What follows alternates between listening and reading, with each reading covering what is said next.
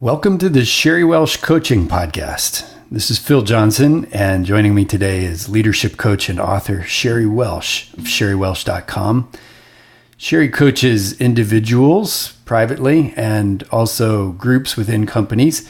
And you can get a copy of her book, which is titled Slowing Down: Unexpected Ways to Thrive as a Female Leader, from any of the major book retailers. Sherry, thanks for joining us today. Hi, Phil. It's great to be here. Sherry, today we want to talk about a phrase that we've tossed around a little bit in some of our previous episodes. That is co-creating strong agreements. We've talked a little bit about it. So myself and members of the audience, we have some idea of what you mean by that. But it's a topic that warrants getting into in a little bit more depth. So I wonder if you could tell us where this comes from and what it is in a little bit more detail. Absolutely, yeah. So I first learned about what we're going to refer to as expectations versus agreements and creating strong agreements with others. I first learned about it from my coach, Steve Chandler. He has an audio called Expectation versus Agreement. And it's about a 30-minute audio that really goes through the principle of working to convert complaints that you have about others or about a situation into a clear request that then moves into a strong co-created agreement. And I'll break that down a bit. But for anyone that wants more information on this, they can contact me through the website or in my email. And I'll be happy to share that audio with them. And that audio basically changed my life and has changed many of my clients' lives as they start to really apply the principle of converting complaints into requests, which then move into strong co-created agreements. Mm-hmm. And the reason I keep saying co-created over and over, that's the key to this working and changing the relationship that you may have that you're not happy about or that's not working for you. So co-created really means that both of you are a part of creating the agreement so that it's most likely going to get honored, meaning the integrity, as we talk about the trust model and the integrity portion of the trust model, that you can really do what you say you're going to do because you are a part of this agreement, of creating this agreement. So the co-created is really important. A lot of times I have clients that have expectations that they kind of dress up to look like an agreement. And they'll get frustrated because they'll come back to me and say, Sherry, I created this agreement with my colleague and it didn't work. And so we'll slow it down and we'll do some game film and say, all right, well, tell me specifically what was the agreement on and what request did you make? What did they say? How did you handle that? And what I typically find is that my client goes through very clearly, this is what I want, this is what you should do, this is what I need from you, and this is how I want it, this is when I want it. And then they say, so we agree, right? And then, so they think it's an agreement. And the other person, usually someone who's maybe the same level or a lower level in the organization, says, oh yeah, no problem, I agree. Yeah. And it's not really a co-created agreement. It's an expectation dressed up as an agreement. It's an expectation that's been spelled out explicitly, but doesn't necessarily have the other person's involvement. Exactly. And so the other person kind of, either just wants to get the conversation over with and says, yeah, I agree, and moves on, and doesn't really, pay attention to what they just agreed to, because it was all coming out of the other person's mouth. They weren't a co-author of it. If it's a person at a lower level within a company, they may feel obligated. Absolutely. So they may feel that, if they don't agree with and give an honest no, which we've talked about in some of our podcasts, right. If they're not willing to give an honest no, they may feel, well, I'll be insubordinate and they won't like me. And then my boss will think I'm not a team player and I'm difficult. All those thoughts go through your head. And, in a family situation, it's the same thing. Where if it's a child that you're co-creating a strong agreement with, the child sometimes just wants you to stop talking. Yeah. So they can go back to whatever they were doing, whether it was watching a TV show, texting a friend, or whatever, reading a book. So a lot of times, and even as friends, I've run into that where a friend just says, yeah, no problem, and then they're off and running. So it really is slowing down to see, has this agreement been a co-created agreement, or is it simply an expectation that I laid out that I actually, kind of slid in as a dressed up agreement. Yeah. So the first step really is to learn to distinguish whether you have an expectation or whether you've really forged a co-created agreement. Yeah, well, the way so you don't even have to have that figured out per se. The way you know that you don't have a strong co-created agreement is when you're frustrated, level 2. You're frustrated with a person. You feel like they're not listening to you. You feel like you're disappointed. So you even drop down to maybe level 1. I can't believe they didn't do what they said they were going to do. I thought we had an agreement and they didn't do their part. Or I just expect them to do that. They should know what to do. They should know what their job is. Why do I need to create an agreement for them to do their job? Or with a child, why should I create an agreement with my child to pick up their clothes? They should just know that, it's ugly, it's dirty. They should know to put their dishes in the dishwasher. Yeah. My husband, he should know to have dinner waiting for me when I'm had a long day at work. All of these are expectations. It's something that kicks in when it's coming out of your mouth. This person should know. Right. Or I'm disappointed that they didn't do this, or I'm frustrated that they didn't do this, or they did do this. So those phrases are a signal that you had an expectation going on. Right.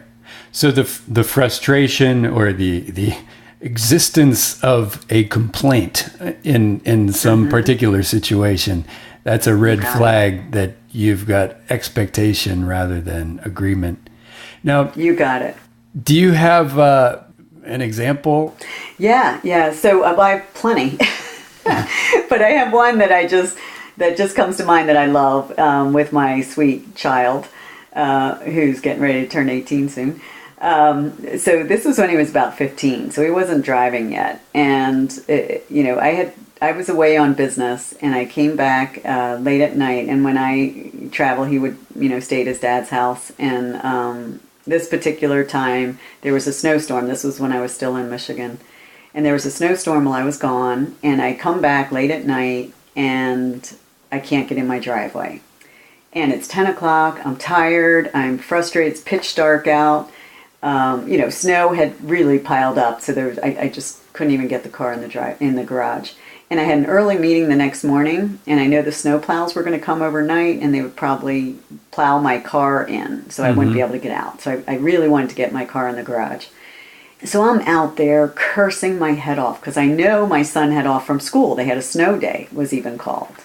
So he was out sledding all day with his dad, not doing anything really critical. Enjoying himself, having fun, whatever, as you can do with fresh snow. Mm-hmm. And I'm out there at 10 o'clock, I'm freezing, I'm shoveling this snow, and I'm pissed off. And I'm cursing under my breath. I can't believe that he didn't shovel this. I can't believe he is so selfish. He knew I was coming home late. I can't believe he didn't do this. And I'm shoveling and cursing out loud, and the poor kid, he's not even there. He's over at his dad's sleeping peacefully. Because he has school the next day. So he doesn't even know all this is going on. And so about 10 minutes into shoveling, it all of a sudden hits me. Because by this time I had learned about expectations and agreements. And I knew enough. I knew well enough. I was coaching people in this work. And all of a sudden it hit me. I'm like, oh my God. I never asked him to shovel. No wonder he didn't shovel it.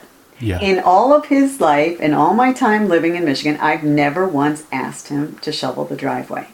So why would it even be on his mind that he should come over, an extra step, and he doesn't drive, so he'd have to get his dad to bring him over to shovel my driveway. I mean, it just doesn't make sense. So after I'm finished, it's now, 10:30 at night. I come in. I'm cold. I take out my phone and I text him. He's in bed now, and his dad, I'm sure, is still awake. And I text both of them and I say, hey, I'd like to make a request that next time it snows and I'm out of town, Jonathan, would you be willing to shovel the driveway? So just half of it so I could get the car in the garage.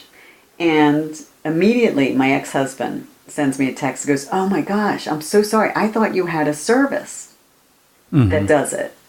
Because the season before I did, but I didn't have it this time." Okay. And so out of innocence, he didn't even think about it. And it was very nice that he would have even thought to come, have Jonathan come over and the two of them would have shoveled it. Definitely.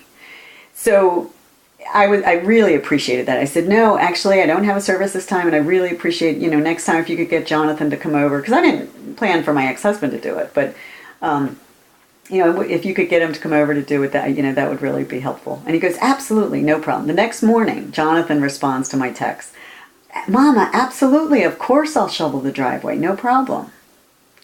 And there were times after that, because that was when he was 15, a couple years ago, when I was out of town, it snowed, and I would come back and the driveway was shoveled. And so it was just simply me not asking for what I wanted. Yeah, right. Which was, give me, help me out here. And of course they weren't, it wasn't like they were trying to be difficult or cruel, which is what I find.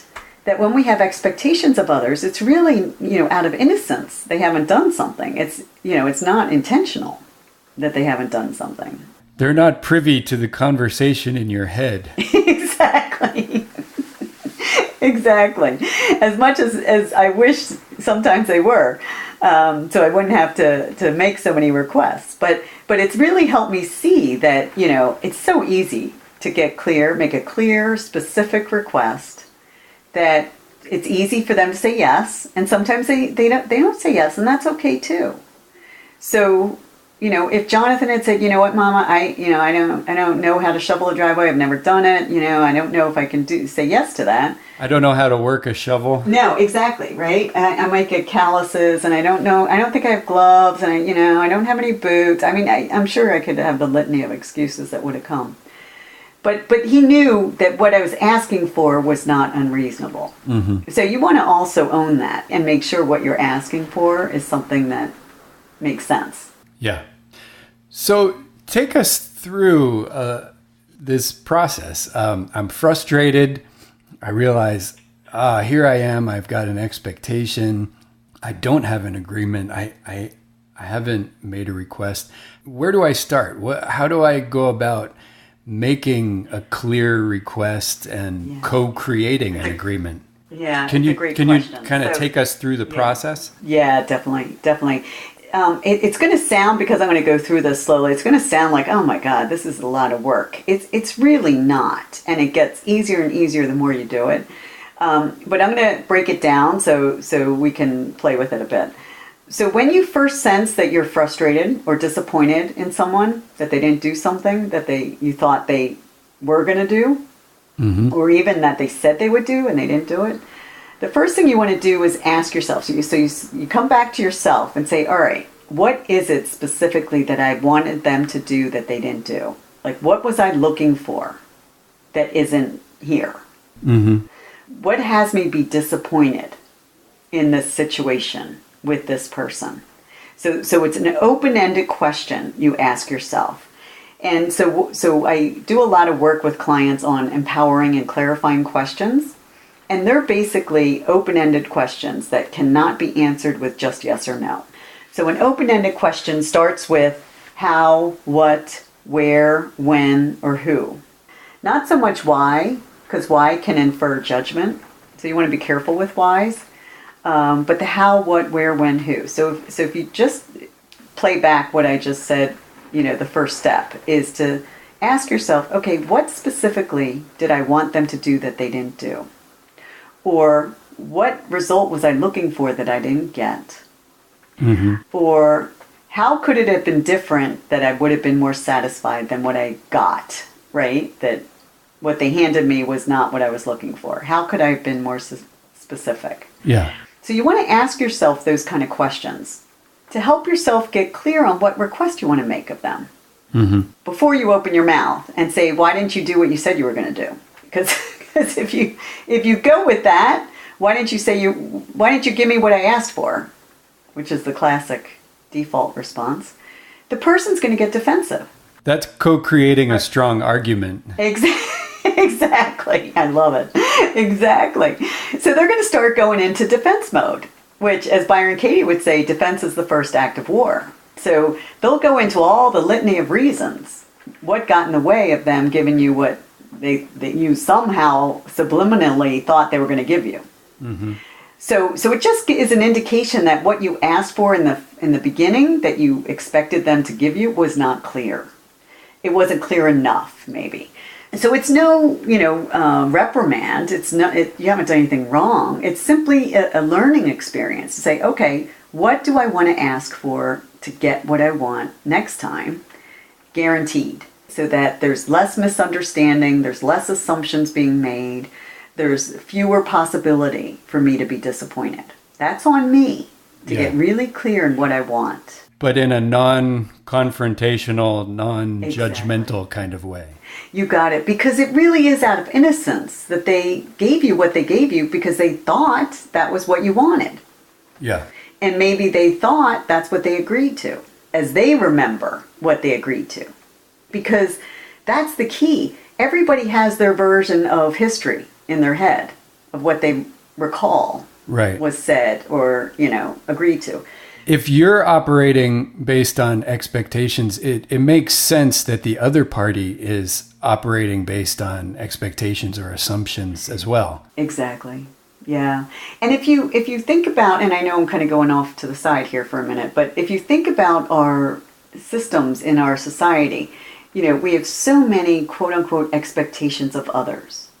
So, as you get married, husband and wife, there's an expectation that the wife is going to do this and the husband is going to do that in many relationships.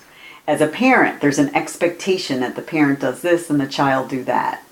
As siblings, and I have aging parents, so we have expectations of each other of who's going to do what. And because I know of this work, I'm getting better and better at being more clear in what requests I make of my siblings to minimize the number of misunderstandings. Yeah. And assumptions being made of who's going to take care of what. Because many people assume the other, I thought so-and-so was going to do it. So the first is to really get clear on what your request is of the person. Mm-hmm. So you sense disappointment, you assess it, you say to yourself, okay, so what did I want? What that I didn't get? What specifically did I want? And take a minute to get really clear on the specifics. Then you go to the person. Let's say I asked my son to shovel the driveway for me, right? We'll use that example. And so if I say, Jonathan, next time I'm out of town, would you make sure, and it snows, that the driveway's shoveled for me? Mm-hmm. Now, that's somewhat specific, but I could make it even more specific. And I could even say, so to make sure that the driveway's shoveled so that I can get the car in the garage, okay? Because he could shovel the wrong side of the driveway that has that other garage where, is full of stuff and I can't get the car in. Mm-hmm. Okay, so that didn't help me. So you really want to be specific in your language, and it only takes 2 more seconds to add that, shovel the side that has the garage that I pull my car into. Right.